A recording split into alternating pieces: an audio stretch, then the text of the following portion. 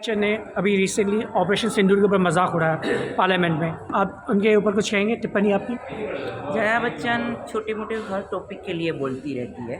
ऐसा नहीं है कि आज उन्होंने ये टॉपिक के लिए बोला, उसके पास तो हर टॉपिक के लिए कुछ ना कुछ बोलने का होता ही है। जब हमारे बड़ा प्रधान मोदी जी इतना अच्छा ऑपरेशन सिंदूर नाम रखा है तो कुछ सोच समझ कर ही रखा है। ये मैडम नहीं समझती है कि ऐसा ना नहीं होना चाहिए। बाकी मैं बोलती हूँ कि आज हमारे जवान इस चीज़ के लिए हमारे सबके लिए लड़ रहे हैं, तो कुछ हमारे लिए ही कर रहे हैं ना, देश के लिए ही कर रहे हैं ना, दूसरे के लिए तो नहीं कर रहे। मैं बोलती हूँ जया बच्चन ने ये रॉन्ग फाइट किया है, उनको ये फाइट नहीं करनी चाहिए। ऑपरेशन सिंधु नाम सही है, कोई गलत नाम नहीं है इसमें।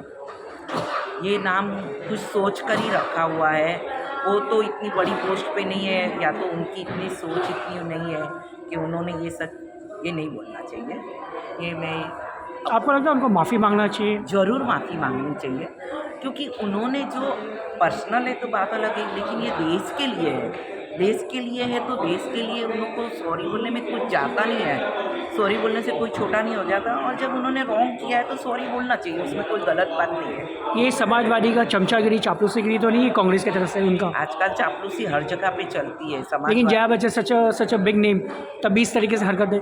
वो मीडिया में भी बहुत लोगों का इंसल्ट कर देती है, और उनको पता नहीं बीजेपी से बहुत चीड़ है, वो अपोजिट पार्टी में है, बिना सोचे ही वो बोल देती है। तो ये बहुत गलत है उनका सोच।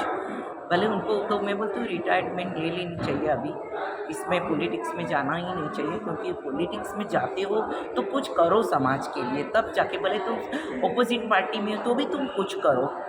अपना नाम तो बताओ कि मैंने अपनी पार्टी के लिए ये किया है, कुछ समाज के लिए ये किया है, वो तो दिखाना ही चाहिए। वो तो दिखाते ही नहीं है। Thank you. सिंदूर में रिसेंटली रेखा जी ने पार्लियामेंट में बात की है। जया जी ने बात करी है, रेखा जी गलती से आ रहा है। आपको क्या लगता है उनका जो ऑपरेशन सिंदूर के बारे में जो कमेंट किया, ऑपरेशन सिंदूर नाम क्या सोच के रखा? उन्होंने जो एक्चुअली जो स्टेटमेंट दिया है ना, वो एक्चुअली थर्ड क्लास स्टेटमेंट है, जिसको हम थर्ड क्लास स्टेटमेंट बोल सकते हैं। क्यों? क्योंकि उन्होंने ये सब चीज़ का अनुभव नहीं किया है, और वो सिर्फ पॉलिटिक्स करना चाहती है, और समाजवादी पार्टी से एक्चुअली वो एक कैंडिडेट है जिसने कुछ भी बोल देती है, कुछ भी करती है। लेकिन हकीकत है कि उसको ये समझना चाहिए कि मोदी है तो सबका सिंदूर बचा हुआ है, आप उनका भी खुद का भी सिंदूर बचा हुआ है, और ये सब है। और इनको ये समझ में नहीं आता कि इन लोगों ने अभी तक क्या क्या नहीं किया। लोगों की माँ बेटी को ये करके मतलब होता है ना, पब्लिक को मार के माँ बेटी पे किसी पे भी रेप करके कुछ भी किया है, और आप उसके बारे में बोलते हो कि ये गलत किया है करके। अरे मैं बोलता हूँ मोदी ने एकदम 101% बहुत ही अच्छा काम किया है, और मोदी है जो एक्चुअली है ना 56 की छाती लेके सचमुच एक्चुअली लड़ सकता है और मार सकता है। ऐसे ही हमको एक्चुअली पीएम चाहिए, जो हमको आज हमारे तकदीर से जया मिले बच्चन हुए को हैं। Do you think so she should be publicly operation माफ़ी मांगनी चाहिए? डेफिनेटली मांगनी चाहिए, डेफिनेटली मांगनी। उसमें अगर थोड़ी सी भी शर्म हो तो उसने मांगनी ही चाहिए। मैम, जया बच्चन ने जो ऑपरेशन सिंदूर के बारे में कहा, ऑपरेशन सिंदूर नाम क्यों रखा, एनी कमेंट ऑन दैट?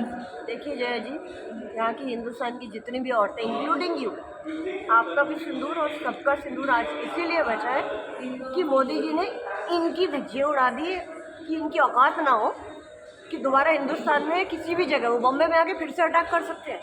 कल को हमारे घर के मर्दों के साथ भी हो सकता है। तो आप सोच समझ के बात किया करें।